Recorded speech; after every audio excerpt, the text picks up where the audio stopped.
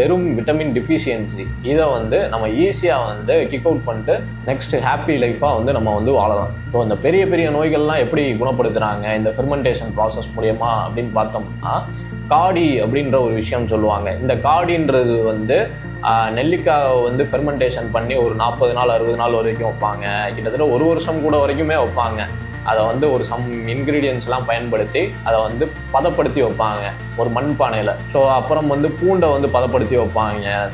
அதுக்கப்புறம் வந்து இந்த காடின்றது வந்து எதை நோட் பண்ணுதுன்னா, இந்த கருப்பு கவுனி அரிசியை வந்து கிட்டத்தட்ட ஒரு 3 மாதம் வந்து ஃபெர்மெண்டேஷன் ப்ராசஸில் வைப்பாங்க. திறக்காமல் 6 மாதம் வைப்பாங்க, 1 வருஷம் வைப்பாங்க. இந்த 3 மாத காடி, 6 மாத காடி, 1 வருஷ காடி, இது ஃபுல்லாமே வந்து கொடிய நோய்களுக்கு வந்து ஒரு மருந்தாக வந்து கொடுக்குறாங்க. ஸோ இதை ஃபுல்லாம்னா நம்ம வந்து இழந்துட்டு இப்போ வந்து விட்டமின்ஸ்க்கு வந்து டேப்லெட்ஸ் வாங்கி போட்டுக்கிட்டு இருக்கோம். ஸோ இது வந்து எந்த வகையில் வந்து நியாயம்னு எனக்கு தெரியலை.